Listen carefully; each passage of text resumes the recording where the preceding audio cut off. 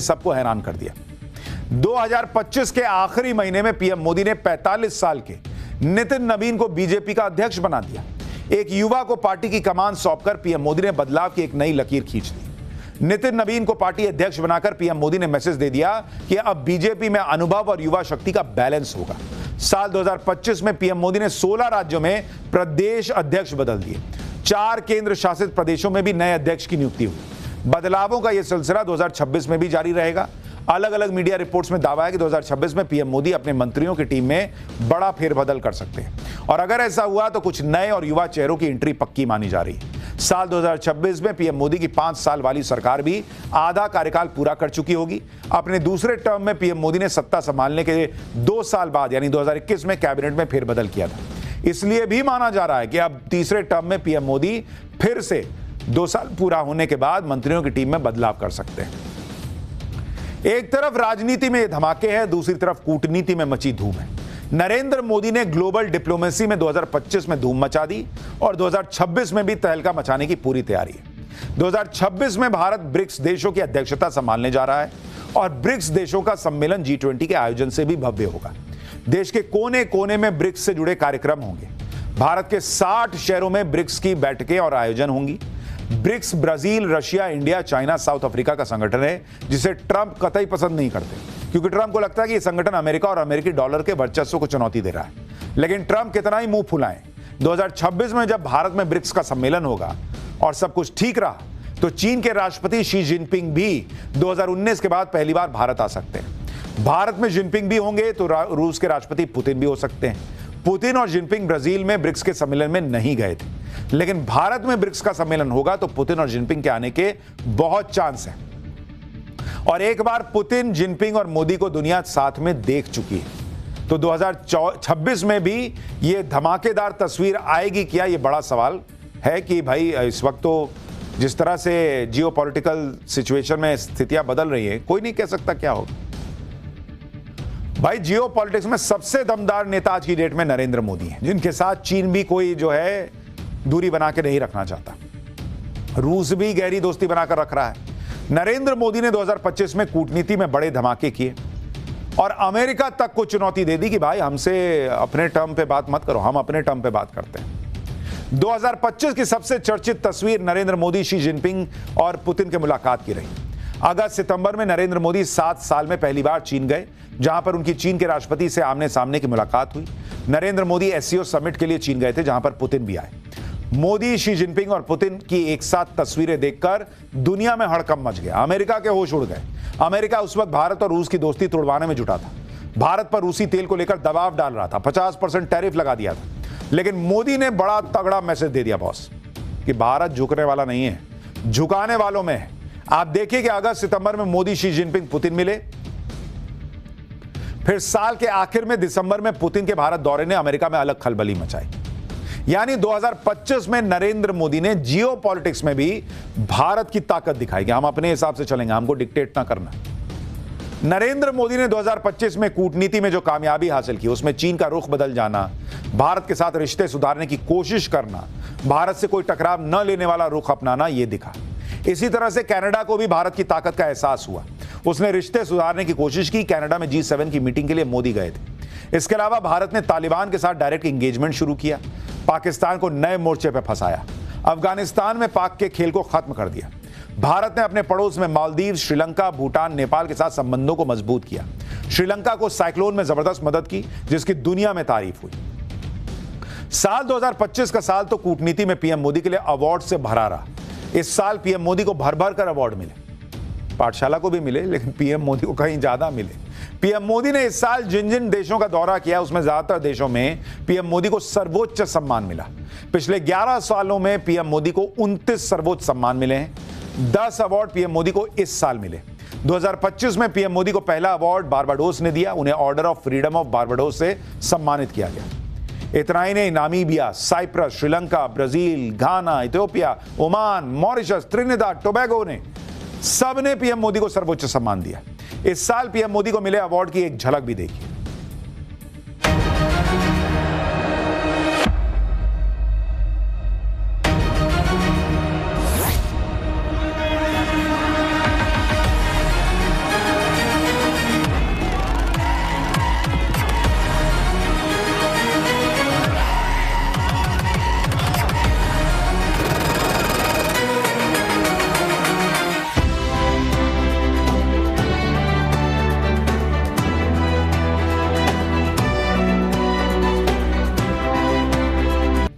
2026 में नरेंद्र मोदी जो धमाके करने वाले हैं उनमें यूरोपीय यूनियन के साथ फ्री ट्रेड डील भी शामिल है। 26 जनवरी तक हो सकती है यह डील।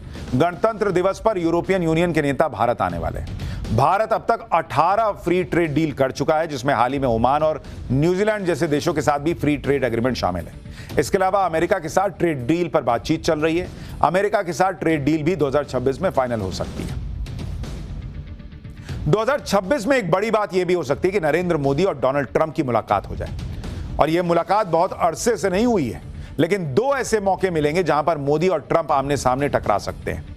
क्वाड की मीटिंग भारत में होनी है। अगर इसके लिए डोनाल्ड ट्रंप भारत आए तो मोदी ट्रंप का आमना सामना हो सकता है। इसके अलावा G20 की मीटिंग अमेरिका के मियामी में होनी है, जहां पीएम मोदी अगर जाएंगे तो ट्रंप से वहां भी मुलाकात हो सकती है। यानी 2026 में मोदी और ट्रंप के बीच जो स्थितियां बनी 2025 में, जितना बड़बोलापन ट्रंप ने दिखाया, उसके बाद मीटिंग होने के चांसेस 2026 में बनते दिख रहे हैं। आप ये भी देखिए कि अमेरिका ने भले ही 50% टैरिफ लगा दिया, रूसी तेल न खरीदने का दबाव बनाया, तरह तरह से भारत की तरक्की को रोकने की कोशिश की, फिर भी मोदी ने भारत की रफ्तार कम नहीं होने दी। आज की डेट में आप देखिए, भारत की सालाना जीडीपी ग्रोथ 7% से ऊपर है। जुलाई सितंबर की तिमाही में तो जीडीपी ग्रोथ 8% के पार चली गई। भारत की जीडीपी $4 ट्रिलियन के पार हो चुकी है और जापान को पीछे छोड़कर चौथी बड़ी अर्थव्यवस्था भारत बन चुका है। अगले 2.5-3 साल में भारत की जीडीपी $60 ट्रिलियन के पार हो जाएगी और भारत जर्मनी को पीछे छोड़कर तीसरी सबसे बड़ी अर्थव्यवस्था बन जाएगा। दुनिया में भारत की ग्रोथ की चर्चा चल रही है, क्योंकि जहां भारत की जीडीपी 8% की रफ्तार से बढ़ रही है, वहीं चीन तक में जीडीपी ग्रोथ आधी के करीब है, 4.3%। भारत ने 18 देशों से एफटीए करके ट्रंप के टैरिफ को मुंहतोड़ जवाब दे डाला और भारत के एक्सपोर्ट के नए टारगेट रख दिए। अलग अलग एफटीए की वजह से नवंबर 2024 से नवंबर 2025 के बीच भारत का एक्सपोर्ट 15% बढ़ चुका है। दुनिया में भारत को सबसे भरोसेमंद ट्रेड पार्टनर माना जा रहा है। कितना बड़ा बदलाव आया है वो आप देखिए कि जो भारत पेट्रोलियम प्रोडक्ट्स को लेकर दूसरों पर निर्भर रहता था, वो खुद आज पेट्रोलियम प्रोडक्ट्स के एक्सपोर्ट का बड़ा हब बन गया है। पेट्रोलियम प्रोडक्ट्स की रिफाइनिंग में भारत दुनिया के टॉप 5 देशों में आ गया है और रिफाइंड पेट्रोलियम प्रोडक्ट्स को एक्सपोर्ट करने में दुनिया के टॉप 7 देशों में है। इंजीनियरिंग का सामान भारत से बनकर अमेरिका, यूएई, जर्मनी, यूके, सऊदी अरब जैसे देशों में एक्सपोर्ट हो रहा है। 2014 में जहां भारत सिर्फ 1500 करोड़ रुपए के मोबाइल फोन एक्सपोर्ट करता था, 2025 में भारत 2 लाख करोड़ रुपए का मोबाइल फोन एक्सपोर्ट करने लगा। भारत का डिफेंस एक्सपोर्ट जो 2014 में सिर्फ 1000 करोड़ रुपए का था, वो आज की डेट में 24,000 करोड़ रुपए पहुंच गया है। इतना ही नहीं, नरेंद्र मोदी वो नई नई चीजें भी कर रहे हैं जिनमें पहले भारत हाथ नहीं डालता था, चाहे वो रेयर अर्थ मटेरियल हो या फिर सेमीकंडक्टर चिप्स। भारत के पास चीन और ब्राजील के बाद तीसरा बड़ा रेयर अर्थ का भंडार है, लेकिन भारत में रेयर अर्थ मटेरियल का प्रोडक्शन सिर्फ 2900 टन है, जबकि इसके मुकाबले चीन 2,70,000 टन रेयर अर्थ का उत्पादन करता है। अमेरिका 45,000 टन रेयर अर्थ का उत्पादन करता है। नरेंद्र मोदी अब रेयर अर्थ प्रोडक्शन कैपेसिटी को बढ़ाने के लिए करीब 7,000 करोड़ रुपए की नई योजनाएं शुरू कर रहे हैं, जिससे वो रेयर अर्थ मटेरियल का उत्पादन भारत में करें, जो इलेक्ट्रिक गाड़ियों, इलेक्ट्रॉनिक्स, एरोस्पेस और रिन्यूएबल एनर्जी के लिए जरूरी होते हैं। इलेक्ट्रॉनिक्स और सेमीकंडक्टर के सेक्टर में भारत दूसरों पर अपनी निर्भरता को कम करने में पूरी ताकत से जुट गया है। नरेंद्र मोदी ने सेमीकंडक्टर चिप का नया मिशन भी शुरू किया है, जिससे 6 राज्यों में करीब 1,60,000 करोड़ रुपए का निवेश आया। टाटा, माइक्रॉन, फॉक्सकॉन, HCL जैसी कंपनियां भारत में डोमेस्टिक चिप इकोसिस्टम बना रही हैं, जो भारत को चिप के मामले में आत्मनिर्भर बना देगा। यानी एक तरफ नरेंद्र मोदी भारत को मजबूत बनाते चले जा रहे हैं, दूसरी तरफ उनकी नजर पाकिस्तान पर भी है। पाकिस्तान को ऑपरेशन सिंदूर में नरेंद्र मोदी ने फोड़ा, लेकिन पाकिस्तान सुधरने वाला है। इसलिए माना जा रहा है कि 2025 में तो नरेंद्र मोदी ने पाकिस्तान को सिर्फ ट्रेलर दिखाया था, असली पिक्चर तो 2026 में दिखाएंगे। नरेंद्र मोदी जिस गजब लेवल की तैयारी कर रहे हैं और जिस तरह का खौफ पाकिस्तान के अंदर है, उसमें 2026 में पाकिस्तान का फुल एंड फाइनल हिसाब होने वाला है, यह माना जा रहा है। नरेंद्र मोदी ने 2025 जाते जाते क्या धमाका किया जिससे पाकिस्तान हिल गया है, और 2026 में मोदी पाकिस्तान का कैसा कचूमर निकालने वाले हैं, उस पर एक रिपोर्ट देखिए, फिर आगे की बात।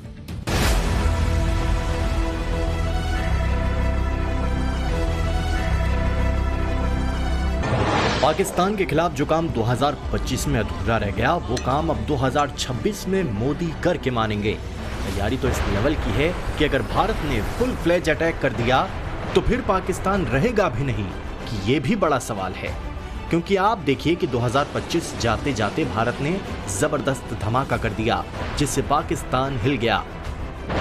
भारत ने Pinaka long range guided rocket का सफल टेस्ट कर दिया, जो 120 किलोमीटर की रेंज में अचूक निशाना साध सकता है। इससे पहले भारत ने K4 बैलिस्टिक मिसाइल का टेस्ट किया था, जो पनडुब्बी से 3500 किलोमीटर की रेंज तक मार कर सकती है। पिनाका K4 बैलिस्टिक मिसाइल के साथ ही भारत ने एडवांस आकाश NG का सफल टेस्ट करके पाकिस्तान में दहशत फैला दी। लेकिन ये तो सिर्फ ट्रेलर है, असली पिक्चर तो बाकी है, क्योंकि पीएम मोदी करीब 80,000 करोड़ के ड्रोन, मिसाइल, बम खरीदने का ऑर्डर दे चुके हैं। नरेंद्र मोदी अमेरिका से नए ड्रोन और मिसाइल मंगवा रहे हैं, इजराइल से नए बम मंगवा रहे हैं। डिफेंस एक्विजिशन काउंसिल ने करीब 79,000 करोड़ रुपए के रक्षा प्रस्तावों को मंजूर दी। इसमें tank, missile, surveillance system, refueller aircraft, इवैक्स, हेलीकॉप्टर, स्पाइस बम की खरीद शामिल है। भारतीय पैदल सेना के लिए लॉन्ग रेंज पिनाका, जो कि एक मल्टी बैरल रॉकेट लॉन्चर है, की खरीद को भी मंजूरी मिल गई है। इसमें भीष्म टी टैंकों को अपग्रेड करना शामिल है। मीडियम लिफ्ट हेलीकॉप्टर Mi-17 का मिड लाइफ अपग्रेड होगा। इजराइल से बड़ी संख्या में स्पाइस बम खरीदे जाएंगे। एयर टू ग्राउंड बम है, जो सटीक हमला करते हैं। वायुसेना के लिए बहुत बड़ी संख्या में Astra Mark 2 air to air मिसाइलें विकसित और खरीदी जाएंगी। भारतीय नौसेना और वायुसेना के लिए medium range surface to air missile खरीदी जाएंगी। इसके अलावा सुसाइड ड्रोन खरीदे जाएंगे। अमेरिका से MQ-9B high altitude long endurance Sea Guardian drone लिए जाएंगे।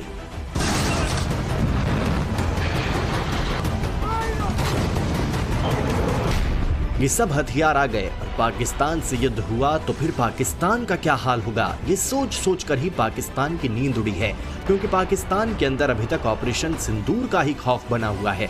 खुद पाकिस्तान के नेता कबूलने लगे हैं कि भारत ने कितना मारा है।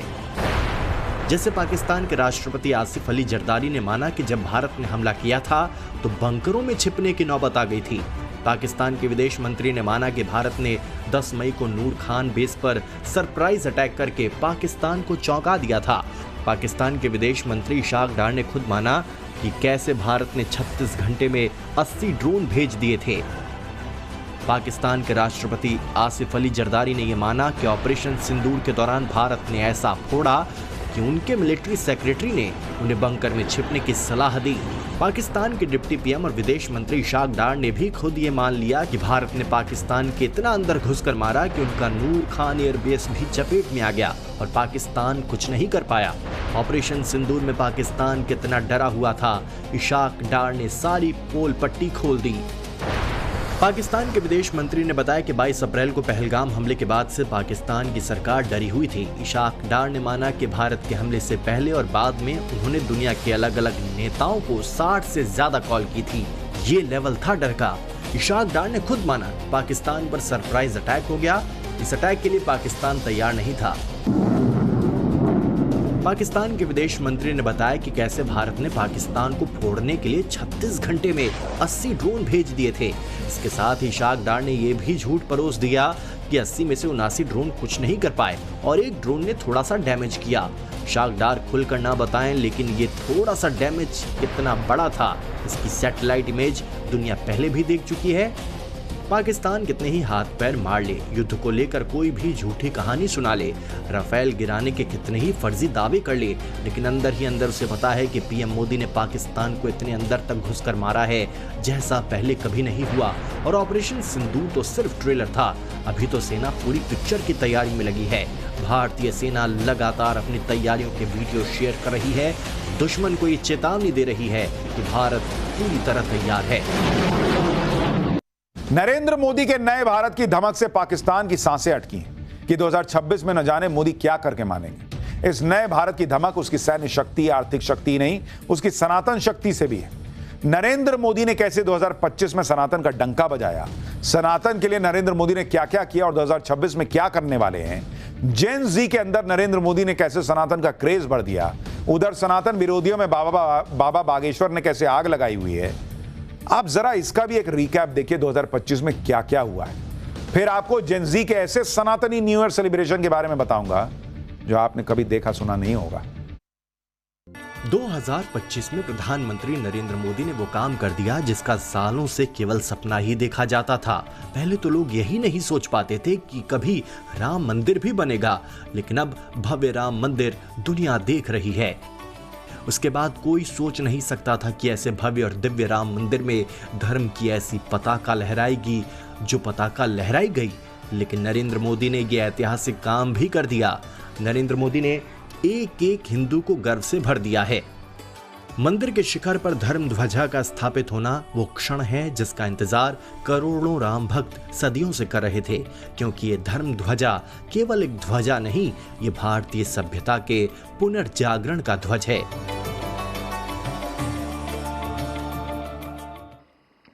ये धर्म ध्वजा केवल एक ध्वजा नहीं, ये भारतीय सभ्यता के पुनर्जागरण का ध्वज है। इसका भगवा रंग, इस पर रचित सूर्यवंश की ख्याति, वर्णित ओम शब्द और अंकित कोविदार वृक्ष राम राज्य की कीर्ति को प्रतिरूपित करता है। नरेंद्र मोदी ने बड़ा बदलाव करके दिखाया कि सनातन को लेकर जो सोच थी वो पूरी तरह से उन्होंने बदल दी है। आज लोग गर्व से सनातन की बात करते हैं, गर्व से अपनी संस्कृति और विरासत की बात करते हैं। नहीं तो इसी देश में भगवान राम को काल्पनिक तक कहा गया। ये गुलामी की मानसिकता ही है जिसने इतने वर्षों तक रामत्व को नकारा है। ओरछा के राजा राम से लेकर रामेश्वरम के भक्त राम तक और शबरी के प्रभु राम से लेकर मिथिला के पाहुन राम जी तक भारत के हर घर में, हर भारतीय के मन में और भारतवर्ष के हर कण कण में राम है। अयोध्या से लेकर पूरे देश में सनातन का ऐसा गौरव नरेंद्र मोदी लाए हैं कि लोग इसे 2025 में देखकर ही दंग रह गए। अयोध्या में राम मंदिर की धर्म ध्वजा फहराई तो गोवा में भगवान राम की सबसे ऊंची प्रतिमा लगवाई।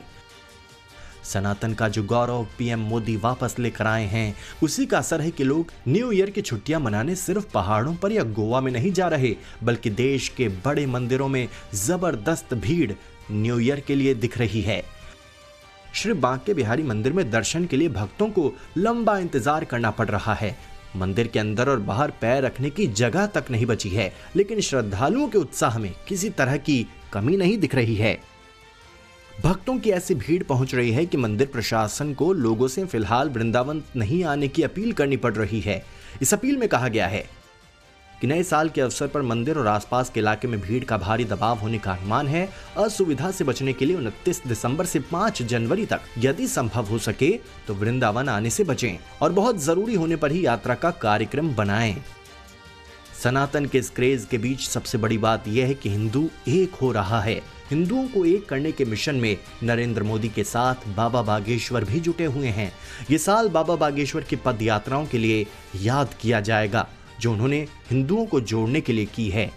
हिंदुओं को एक करने का बाबा बागेश्वर का संकल्प पूरा होता दिख रहा है। दिल्ली से वृंदावन तक की पदयात्रा में बागेश्वर बाबा के साथ हजारों लोग चले। हर क्षेत्र के दिग्गज चले, फिल्मी सितारे चले, क्रिकेटर्स भी चले। बागेश्वर बाबा ने जब मथुरा वृंदावन में पदयात्रा का समापन किया तो लाखों लोगों की भीड़ जमा हो गई थी। पदयात्रा के दौरान बागेश्वर बाबा की सेहत खराब हुई, बुखार आया, पैरों में छाले पड़े, यहाँ तक कि दिल्ली में धमाका भी हुआ, लेकिन बागेश्वर बाबा नहीं रुके। बागेश्वर बाबा की दूसरी पदयात्रा थी और इस यात्रा के समापन पर कैसे बागेश्वर बाबा की तीसरी यात्रा की तैयारी भी शुरू हो गई है। बागेश्वर बाबा की तीसरी यात्रा कश्मीर तक जाएगी। दिल्ली से कश्मीर तक पदयात्रा हो सकती है। कई साधु संत कथा करते हुए पदयात्रा में आएंगे। पहलगाम में बागेश्वर बाबा हनुमत कथा कर सकते हैं। बागेश्वर बाबा की पदयात्रा की चर्चा पूरे देश में हो रही है। इस पदयात्रा के जरिए बागेश्वर बाबा अब सनातन के सबसे बड़े चेहरों में से एक बन गए हैं। साल 2025 में जेनजी की बड़ी चर्चा हुई। जेनजी पर कई तरह की बातें हुई।